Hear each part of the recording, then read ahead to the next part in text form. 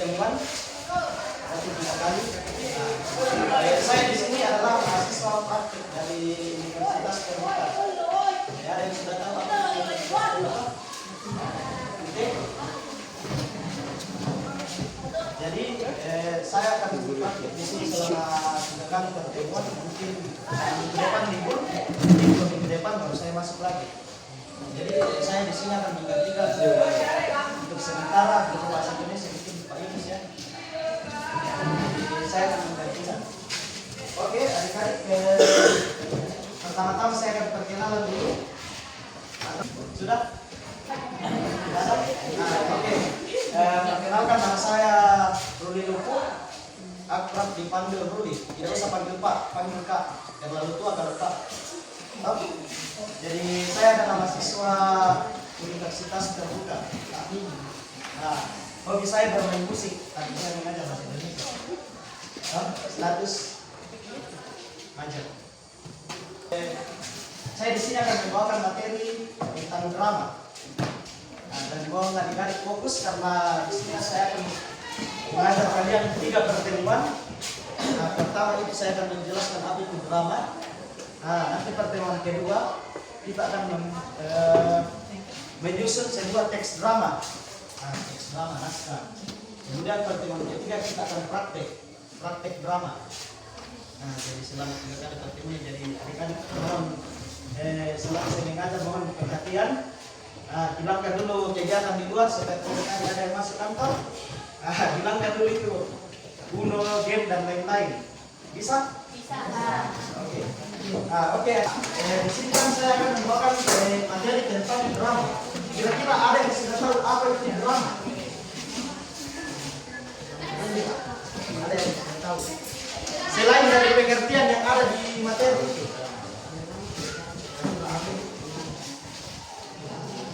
Atau ada kira-kira yang sudah pernah ikut drama? Nah,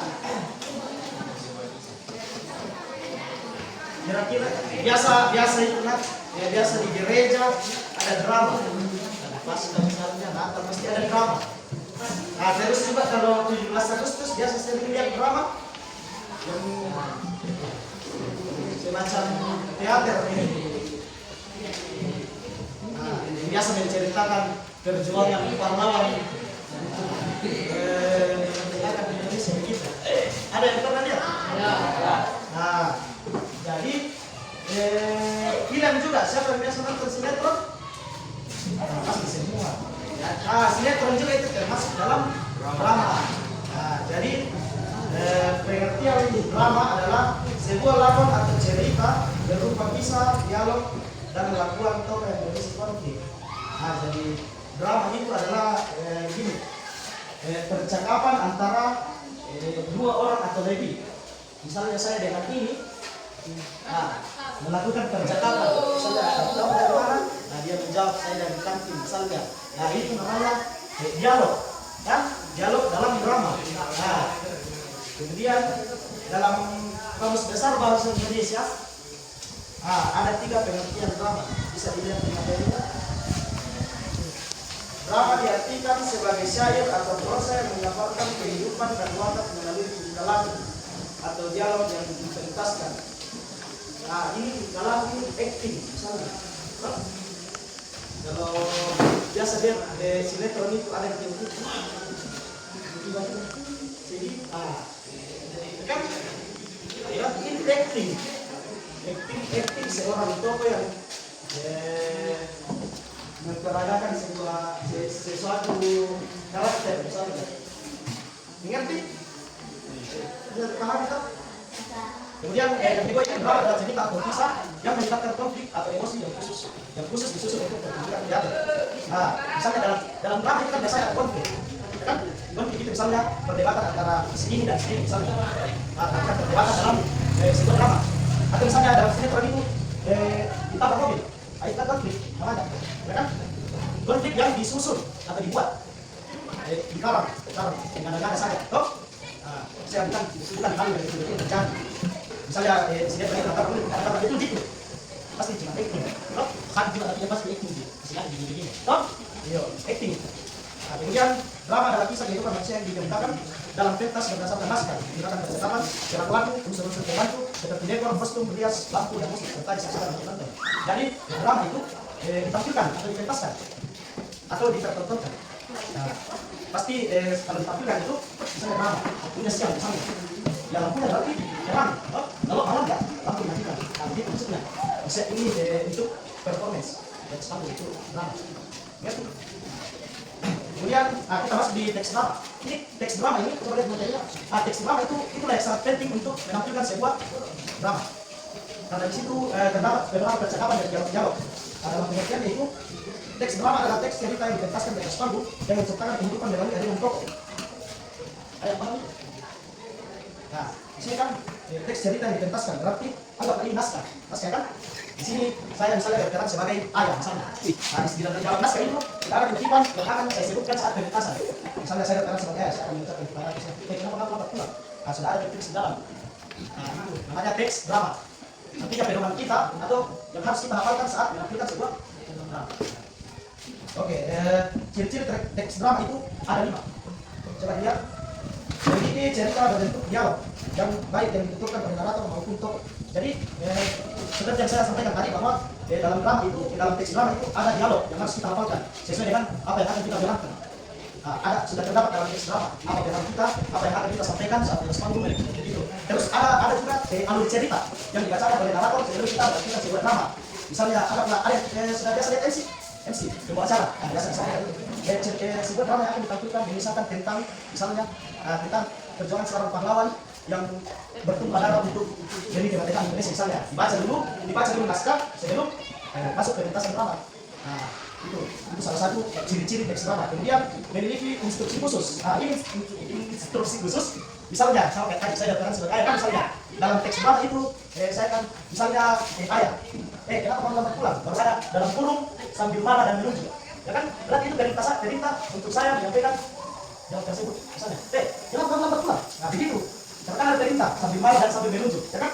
Nah, itu di instruksi khusus. Itu lagi disebut instruksi khusus. Mohon diperhatikan karena begini, sebentar itu tiba-tiba saya akan berikan nasihat untuk membuat sebuah teks drama. Nah, buat teks drama, kemudian juga dipentaskan dan harus sesuai dengan naskah. Apa yang teks drama yang adik-adik buat, ya itu pun kita harus ditampilkan sesuai dengan teks drama. Maka harus diperhatikan, ya. Oke? Kemudian membuat banyak konflik dan aksi. Nah, sama seperti tadi misalnya dalam drama itu ada tabrak motor, itu adalah konflik. Ataukah seorang adik memukul seorang kakak, nah itu kan konflik. Atau pertengkaran si bawang merah dan si bawang putih sehingga menjadi perpecahan dalam sebuah keluarga, itu kan konflik. Mengerti apa itu konflik? Nah, itu kan. Kemudian teks drama harus diperankan atau dipentaskan oleh manusia. Ya, ini mungkin juga tidak mungkin ada teks drama yang dipentaskan robot. Tidak mungkin. Ya kan? Atau dalam teks drama itu ada hewan yang bicara, tidak mungkin manusia, tidak mungkin hewan yang mau pentas, kan mungkin kita masuk misalnya ayam, tidak mungkin toh. Nah, jadi teks drama atau drama itu harus dipentaskan oleh manusia. Ya. Kemudian biasanya dibikin oleh pencernaan musik, itu tadi. Misalnya dari musik misalnya, ada suasana berpegang misalnya pegang, kita musik pegang. Pasti biasa nonton si ekor dari itu. Ada kira-kira ada kamu pegang, musik pegang gitu. Kemudian pencahayaan juga, kalau malam, misalnya lampunya redup. Kalau siang harus terang, ya kan? Kalau pagi misalnya pasti ada suara-suara burung gitu. Nah, kalau malam dicangkrik, ya kan? Nah, itu didukung oleh pencahayaan dan musik. Oke, kemudian kita masuk di unsur-unsur teks drama, bisa dilihat. Oke, di sini teks drama juga mengandung beberapa unsur di dalamnya. Unsur-unsur teks drama terbagi menjadi 2, yaitu unsur intrinsik dan ekstrinsik.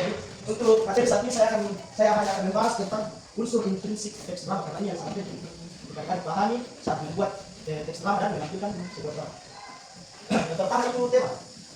Nah, tema ini yang sangat penting untuk adik-adik saat membuat atau menyusun sebuah kerangka teks drama, menampilkan drama. Ya kan kalau lucu, kalau misalnya menampilkan drama ini ada temanya, apa tujuannya kan lucu. Jadi harus ditentukan dulu apa temanya, misalnya tema nasionalisme, nah, tema kasih sayang, misalnya pasti sudah ada. Nah, misalnya terus juga persahabatan misalnya. Sini dan sini sangat bersahabat dan tiba-tiba ada orang ketiga yang berbicara. Kemudian latar, ada latar tempat, latar waktu, latar suasana. Bagi menjadi 3 lagi latar. Kalau latar waktu, apa kira-kira itu kalau latar waktu? Ya, terjadinya sebuah adegan itu malam, pagi, siang atau sore. Nah, itu latar waktu. Kemudian latar tempat, misalnya di kantin, di sekolah, Ya, di WC pun juga bisa. Nah, atau di kamar tidur juga bisa. Nah, bisa semua. Terus suasana. Nah, ada tak memang suasana. Nah, jadi tenang, pegang. Nah, itu semua datang suasana. Atau sukacita misalnya, pas sukacita misalnya, itu semua datang suasana. Nah, itu juga penting. Kemudian ada toko. Nah, ini toko ini adalah pemegang peran yang ada dalam cerita. Misalnya segini adalah toko. Pemegang sebagai ibu, ini sebagai ayah, ini sebagai anak. Ah, itu namanya toko. Nah, terus misalnya segini misalnya, yang jadi seorang ibu ya harus berkarakter seperti seorang ibu. Tidak mungkin dia berperan sebagai ibu berkarakter seorang ayah, mungkin kan? Nah, kemudian lanjut. Penokohan. Ini penokohan adalah karakter atau sifat seorang tokoh dalam menerapkan sebuah drama. Nah, soal yang tadi saya jelaskan bersama. Ini si ibu. Nah, misalnya dalam teks drama itu si ibu sangat baik dan drama berarti dia harus berkarakter baik. Nah, dia sekali misalnya berkarakter pemarah. Ya dia juga harus marah-marah. Nah, dia si anak misalnya membangkang ke orang tua ya, harus membangkang. Begitu. Misalnya itu istilah penokohan. Ya kan watak atau karakter seorang tokoh dalam menerapkan sebuah drama. Kan, ngerti? Kemudian dialog. Nah, ini dialog yang paling penting dalam sebuah teks drama kan melintaskan sebuah drama. Karena disitulah inti dari penampilan drama kita. Punya percakapan yang menceritakan kisah. Sebuah kisah yang akan pentaskan seperti tadi misalnya tema yang ada Islam. Nah, di dalam itu ada dialog misalnya seperti misalnya si Belanda dan si tentara Indonesia melakukan percakapan. Nah, itu dialog. Ya kan? Dialah yang ini ada di sini.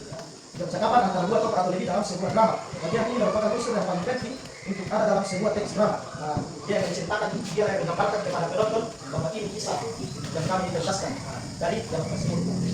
Paham? Nah, oke, terus ada konflik. Nah, ini tadi sudah saya jelaskan bagaimana konfliknya kan. Ada suatu masalah yang terjadi dalam atau pertikaian misalnya pertengkaran. Nah, ngerti? Kemudian amanat. Nah, amanat juga ini merupakan sebuah pesan atau makna yang kita dapat temukan dalam sebuah drama. Nah, harus adik-adik ketahui ini karena misalnya di depan disuruh ujiannya misalnya disuruh mengamati sebuah drama, harus tahu bagaimana menentukan amanat dari sebuah drama tersebut. Apa kira-kira alur ceritanya, apa makna yang didapat, apa pesan yang didapat. Contoh misalnya si bawang merah dan si bawang putih. Ada yang tahu itu film bawang merah bawang putih? Nah, apa pesan kira-kira yang bisa kita ambil dari situ? Kira-kira apa? Nah, jadi pesan yang bisa kita dapat itu kita ambil dari si bawang putih. Bahwa kita harus tetap bersikap baik, ya kan? Tidak mendendam meskipun banyak yang misalnya anggap dari sekolah itu bully kita, ya kan? Siksa kita misalnya. Nah, kita harus tetap bersikap baik. Nah, itu begitu cara kita menentukan amanat yang ada di sebuah drama. Kita perhatikan dengan saksama itu. Bagaimana kira-kira apa kira-kira pesan yang dapat kita ambil dari sebuah drama tersebut atau apa kira-kira amanat dari teks drama tersebut. Paham? Di sini ada struktur teks drama. Nah, terakhir pasti saya nonton ada yang terakhir. Nah, struktur teks drama itu ada 3, ya kan? Yang pertama prolog. Prolog adalah pembuka atau pengantar yang disampaikan oleh narator atau tokoh tertentu. Nah, itu tadi yang saya jelaskan. Jadi misalnya menjelaskan alur cerita yang akan dipentaskan. Nah, perjuangan kemerdekaan Indonesia oleh putra putri terbaik dari SMP 2 gitu. Dijelaskan dulu MC apa yang mau ditampilkan bagaimana alur ceritanya. Itu namanya prolog. Bukan prolog itu bukan penampilan, bukan. Cuma misalnya menjelaskan MC apa kira-kira alur ceritanya ini, apa yang mau dipentaskan. Misalnya kalian mau pentaskan drama apa?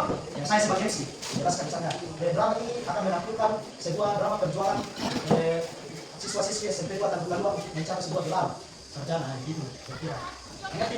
Nah, terus dialog. Nah, kita dialog percakapan antara 2 atau 3 orang lebih. Ya kan? Dialog. Sudah paham pasti tentang dialog, ya kan? Nah, kemudian epilog adalah kata-kata penutup yang berisi simpulan atau amanat. Di sini kembali lagi yang MC tadi menjelaskan. Drama yang ditampilkan barusan ini mengandung makna tentang bagaimana kita tetap bersifat baik kepada orang meskipun banyak cacian atau hinaan dari orang-orang lain. Nah, itu namanya. Yang amanat tadi amanat pesan. Itu namanya epilog. Oke, paham? Oke, jadi mungkin itu saja materi tentang drama untuk pertemuan ini. Jadi sekian pelajaran kita hari ini. Apa yang saya sampaikan semoga bisa bermanfaat untuk adik-adik. Dan materi tentang drama dan teks drama mohon adik-adik tetap diingat. Jadi terima kasih adik-adik atas perhatiannya dan sampai ketemu di pertemuan kedua. Tapi sebelum kita pulang, satu orang dan dua. Teman sebelum pulang menyampaikan setelah pulang diberikan dalam perjalanan agar kami bisa tiba di rumah kami dengan selamat. Ini adalah kami dalam nama Tuhan Yesus kami berdoa. Amin. Oke, tadi terima kasih atas pertemuan kali ini. Sampai jumpa di pertemuan berikutnya. Oke, selamat siang.